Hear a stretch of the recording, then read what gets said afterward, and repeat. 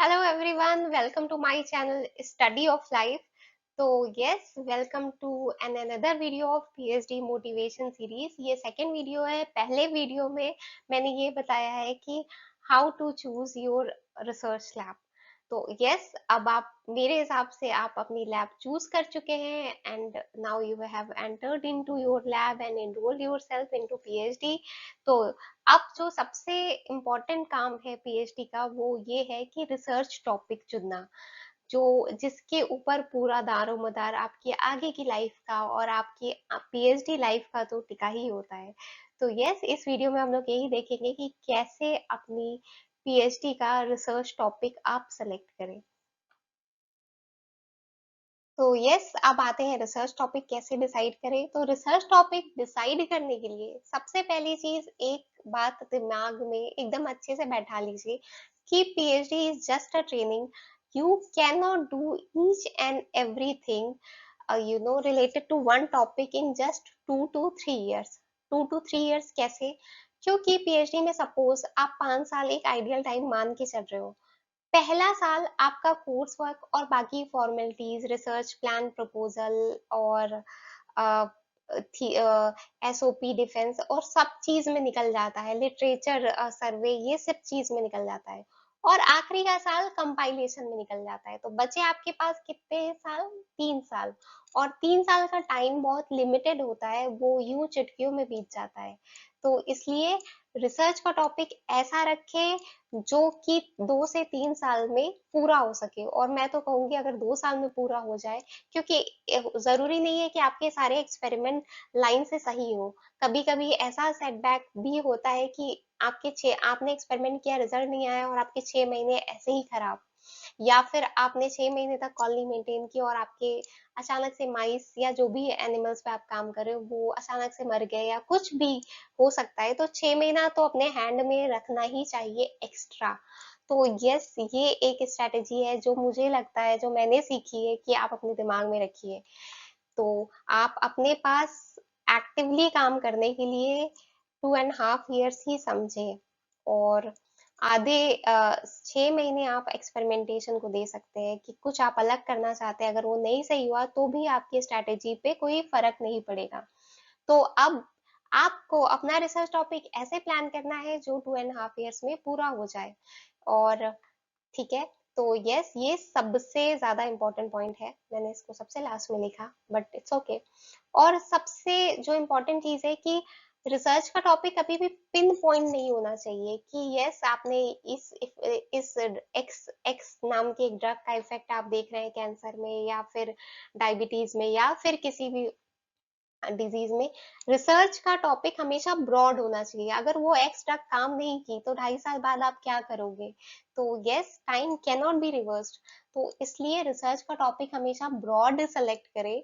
और broad select करने के बाद की का मतलब ये है कि अगर आप 5 चीजों पे काम कर रहे हो तो उसमें से 2 तो वर्क करेंगी ही ना। मतलब सपोज कि अगर 3 वर्क नहीं की तो यस, 2 अगर आपके फेवर में वर्क करती हैं। सपोज कि आप ड्रग एक्स का इफेक्ट देख रहे हो कैंसर पे, तो आप देख रहे हो कि कैंसर इससे कैसे ये सेल्स का प्रोलिफरेशन कैसे ये एक्स ड्रग कम करती है, या जो ग्लूकोज मेटाबॉलिज्म को कैसे अफेक्ट करती है, या फिर बॉडी के हार्मोनल इश्यूज को ये एक्स ड्रग कैसे हैंडल करती है, या फिर इम्यूनोलॉजिकल इश्यूज को कैसे हैंडल करती है, या फिर अदर ऑर्गन्स पे इसका क्या असर है। लेकिन अगर इस पांचों में से अगर मान लो कि 3 में कोई सिग्निफिकेंट रिजल्ट नहीं आया तो 2 में तो आएगा। तो यस, एकदम पिन पॉइंट अगर आप ऐसे करो कि ड्रग एक्स का इफेक्ट ऑन लिवर, कि कैंसर पेशेंट के लिवर पे क्या काम करती है, तो उसमें अगर मान लो लिवर पे कोई इफेक्ट नहीं मिला तो इसलिए ब्रॉड, हमेशा टॉपिक ब्रॉड रखिए। तो यस, ये भी दूसरा इम्पोर्टेंट पॉइंट है। और एक चीज ये भी देखिए कि मीन्स आपने लिटरेचर पढ़ा और टॉपिक सेलेक्ट कर लिया, और लेकिन वो पॉसिबल नहीं है आपकी लैब में या आपके जो सेंट्रल लैब है उसकी एक्सटेंडेड फैसिलिटी में। आपको उस टॉपिक के लिए बार बार बाहर जाना पड़ रहा है। 1-2 बार तो समझ आता है कि आप किसी बड़े रिसर्च इंस्टीट्यूट में जाके कर सकते हो। लेकिन अगर आपका पूरा टाइम बाहर बीत रहा है तो just just watch the feasibility कि क्या फिजिबिलिटी है। क्योंकि अगर आप बाहर जाके भी आपका काम हो जा रहा है तो ठीक है, मीन्स इजिली अप्रोचेबल होना चाहिए। ऐसा नहीं कि आपको किसी मशीन पे काम करने के लिए 6 महीना साल भर ऐसे वेट करना पड़ रहा है और फिर आपको एक्सपेरिमेंट रिपीट करने के लिए फिर वेट करना पड़ रहा है। तो 2.5 साल तो एक ही एक्सपेरिमेंट में निकल जाएगा, बाकी आप कैसे करेंगे। तो यस, फिजिबिलिटी भी देखिए, क्योंकि पीएचडी में एक्सपेरिमेंट्स करना और उनको रिपीट भी करना होता है। एटलीस्ट आप 2 से 3 बार एक एक्सपेरिमेंट को रिपीट करते हो और फिर सिमिलर रिजल्ट आने पे आप उसे पब्लिश कर सकते हैं। तो यस, ये देखिए कि कहीं आप बहुत बड़ी और फैसिनेटिंग फैसिलिटी के चक्कर में अपना टाइम तो नहीं बढ़ा रहे हैं पीएचडी का। मेरे हिसाब से ये एक बहुत इंपॉर्टेंट पॉइंट है।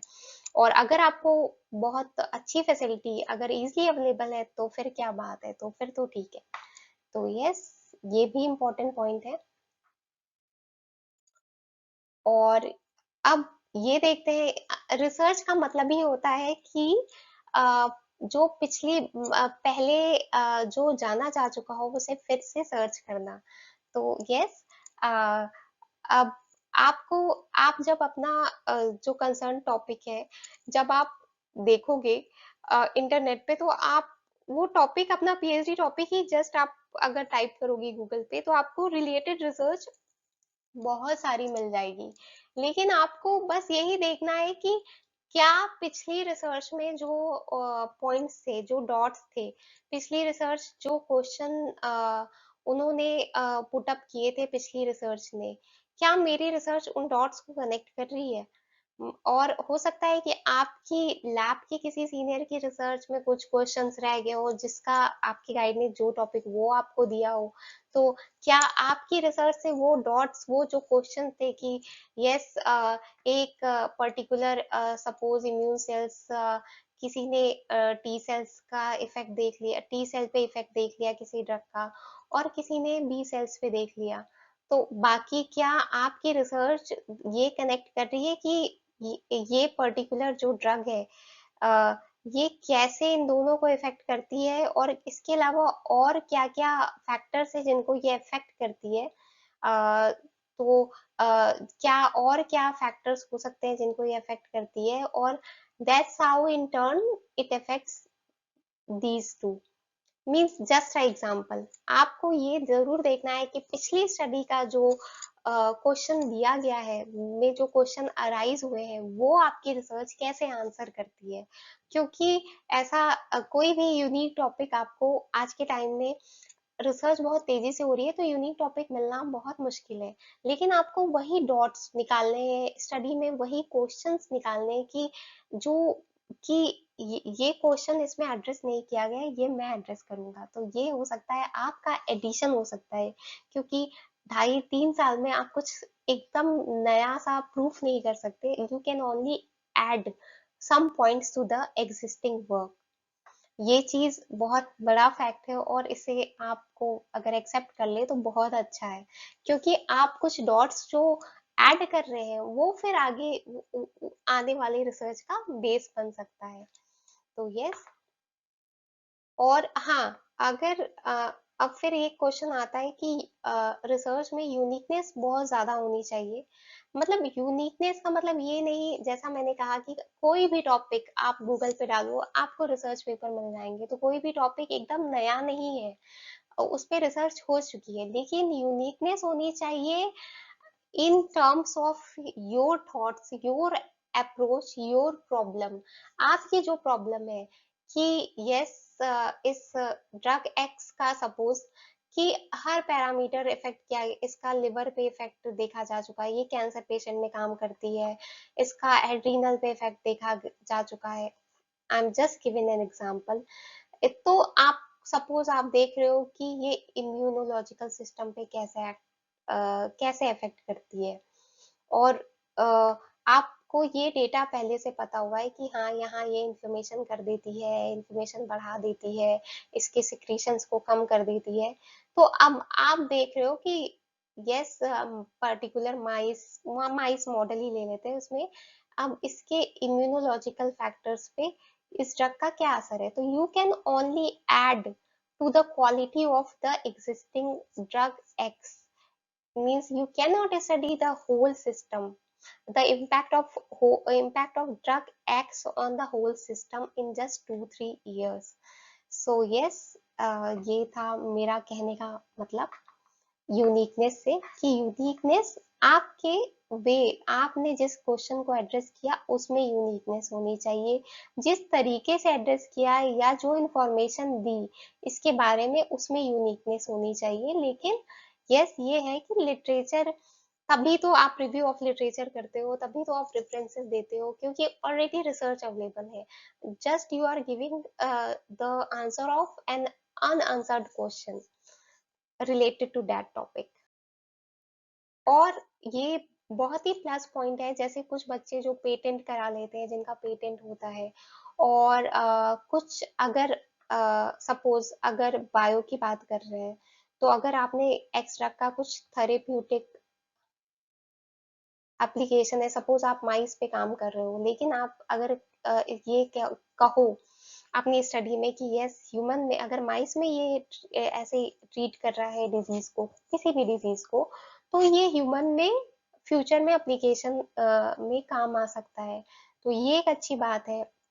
या फिर आप सपोज मैकेनिकल साइड से या किसी और साइड के स्टूडेंट हो, तो आपने कोई यूनिक सिस्टम, यूनिक टाइप की बैटरी या कुछ यूनिक ऐसा बना दिया कि जिससे इलेक्ट्रिसिटी की खपत कम हो रही है, जो जिसको हीट हो जाती है जल्दी, या जिसकी कैपेसिटी ज्यादा है, परफॉर्मेंस ज्यादा है, कम उसमें कॉस्ट हमारा जा रहा है, कॉस्ट इफेक्टिव है, तो दैट इज यूनिक। तो वो प्लस पॉइंट है, और अगर वो हो तो बहुत अच्छा है।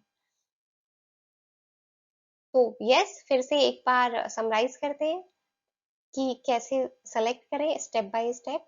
तो रीड रिव्यू ऑफ लिटरेचर। आपको जो जिस एरिया पे आपकी लैब काम कर रही हो, अगर आपको आपके गाइड कहते हैं कि आप अपना टॉपिक लेके आओ, तो पहले आप देखो कि आपके लैब का एरिया क्या है काम करने का, और आप उसके बारे में रिव्यू ऑफ लिटरेचर पढ़ो, खूब सारे रिव्यू पढ़ो, क्योंकि शुरू के 1 साल में आपका काम, आपके पास कोर्स वर्क रहता है, एंड आपको टेक्निक सीखनी होती है और आपको रिव्यू पढ़ना होता है, तो आप रिव्यू पढ़ो और note down the question raised. आजकल रिव्यूज में होता है कि आप अगर उसके अच्छे से पढ़ोगे ना, इस पे भी मैं एक वीडियो डालूंगी, तो उसके लास्ट कंक्लूजन पार्ट में कुछ ना कुछ क्वेश्चन रहते हैं कि यस ये एड्रेस नहीं किया गया है, ये हमारे पास लैकिंग पॉइंट था, और या ये पॉसिबल हमसे नहीं था, तो ये पॉइंट है। बट यस ऑल द, वो पिछले 10 साल के इंफॉर्मेशन को गैदर करते हैं और फ्यूचर के लिए क्वेश्चन छोड़ देते हैं। और ये सबसे अच्छा तरीका भी होता है रिव्यू पढ़ने का, कि आप उसके क्वेश्चंस देखो, तो और उस क्वेश्चंस जब देखो तो उसको फिर से गूगल पे सर्च करो, मतलब मैं तो यही करती हूँ, उसे फिर से गूगल पे सर्च करो, और अगर देखो कि उसे आंसर किया गया है क्या, और अगर आंसर किया गया है तो क्या अप्रोच है। और जैसे सपोज कि किसी ने किसी एक स्पेसिफिक कंडीशन में किसी ड्रग का इफेक्ट किसी ने नॉर्थ इंडिया पॉपुलेशन में देखा है, तो आप देखो कि मतलब ओबीज में उस ड्रग का क्या इफेक्ट हो सकता है, या जो लोग डायबिटिक है उस ड्रग का उसमें क्या किसी ने देखा है। और ये तो सॉरी, ऐसा करके आप देख सकते हैं कि यस अगर ओबीस लोगों को वो ड्रग दी गई तो फिर क्या हो गया, या डायबिटिक को दी गई तो क्या हो गया। तो अगर आंसर्ड है क्वेश्चन जो रिव्यू से तो ठीक है, अ, आप अप्रोच देखो, अगर अनआंसर्ड है तो that is your topic, research topic. और ऐसे आपको कम से कम 8-10 आइडियाज लिखने हैं, और उनकी देखना है कि वो आपकी लैब में या एक्सटेंडेड फैसिलिटी में पॉसिबल है नहीं है, और उसको अपने गाइड से डिस्कस करना है या सीनियर से, जैसे भी। और आपको कुछ तो ऐसे होंगे जो सीधे कैंसिल हो जाएंगे, क्योंकि वो पॉसिबल नहीं है, वो फिजिबल नहीं है, उनके लिए आपको बहुत फंड या बहुत ऐसी फैसिलिटीज चाहिए जो आपको अवेलेबल नहीं है, तो उन्हें आप ऐसे ही ड्रॉप कर दोगे। लेकिन जो 10 में से जो अगर सपोज 6 बचते हैं, 6 आइडियाज, तो उसमें देखिए कि क्या लिंक आया है, मतलब अगर स्टेप जैसे सपोज कि स्टेप 1 जो है 1 कंप्लीट होता है, 1 के बाद 2 आता है, 2 के बाद 3 आता है।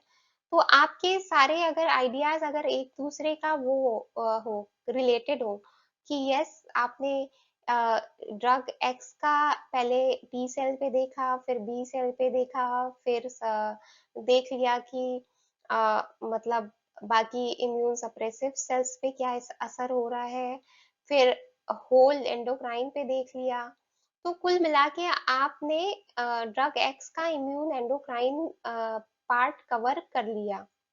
मैं एग्जांपल दे रही हूँ। तो आपका अगर जो बाकी बचे क्वेश्चंस हैं तो वो अगर एक दूसरे से लिंक्ड है तो बहुत अच्छा है, नहीं लिंक्ड है तो भी ठीक है। कुछ लैब में ऐसा भी होता है, लेकिन मैंने यही सीखा है कि अगर लिंक्ड चीजें रहती है तो बहुत आसानी रहती है। मीन्स आप एक खुद एक स्टोरी जनरेट कर सकते हो, और आप कोशिश करो कि वैसा है रहे। अगर नहीं है तो फिर भी कोई बात नहीं, आपका हर जो चैप्टर है खुद में एक स्टोरी बनाना चाहिए। तो वो मैं आगे के लेक्चर्स में बताऊंगी। और उसके बाद अल्टीमेटली आपको जो है जब आप कट डाउन करते करते 10 में से आपको 3-4 ऑब्जेक्टिव्स मिल जाएंगे आपके थीसिस के, कहीं 4 होते हैं कहीं 5 होते हैं, क्योंकि 5 साल का काम होता है तो काफी कुछ करना होता है। और वो ऑब्जेक्टिव मिल गए तो बस आप काम करना शुरू करिए और खुश रहिए। और अगर आपको मेरा ये वीडियो पसंद आया हो तो प्लीज लाइक कीजिए, शेयर कीजिए और चैनल को सब्सक्राइब करिए। और wait for my another video. Thank you.